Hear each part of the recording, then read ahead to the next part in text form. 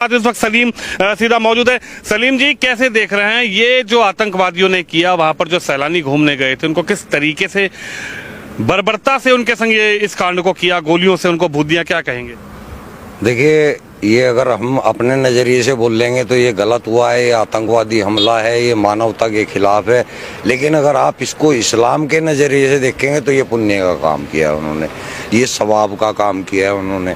ये कुरान के स्क्रिप्चर सूरह तौबा की जो 5 आयत है उसके अंदर सेम टू सेम यही प्रक्रिया लिखी है कि काफिरों को जहाँ पाओ वहाँ देखो, उनको मारो, घात लगा करके उनको मारो। इन्होंने भी तो वही किया, घात लगा के मारा, बाकायदा उसकी रेकी हुई है।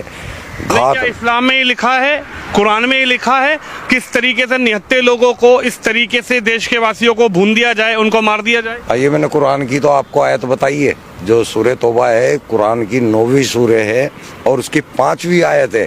वहाँ पे ये लिखा हुआ है, सेम इसी तरह बर्बर तरीके से मारने का लिखा हुआ है।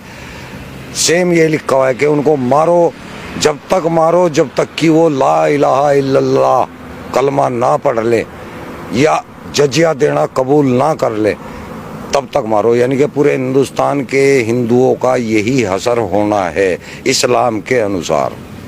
इस्लाम के अंदर अल तक़िया नाम की चीज़ होती है, आपने सुना होगा अल तक़िया। अल तक़िया वो चीज़ है जब इस्लाम के अंदर हमें कोई ऐसा काम करना होता है जो कि सामने लोगों को नाजायज़ दिख रहा है, तो आपको वहाँ लोगों को तो नाजायज़ बताना है लेकिन काम वो सवाब का करना है आपको। इसको बोला जाता है अल तक़िया।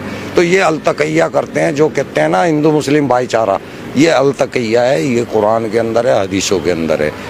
मुसलमानों को तो, मैं इंडिया के मुसलमानों की बात कर रहा, बाहर के नहीं।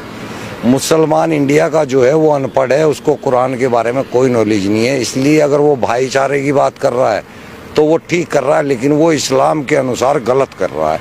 इस्लाम के अंदर कोई भाईचारा इस टाइप का नहीं है। इस्लाम के अंदर केवल मुस्लिम मुस्लिम भाईचारा है, हिंदू मुस्लिम भाईचारा कोई नहीं है। आप पढ़ के देखें या किसी आलिम से बात करके देखें। अब मैं भी आलिम ही हूँ, मैं आपको बता रहा हूँ।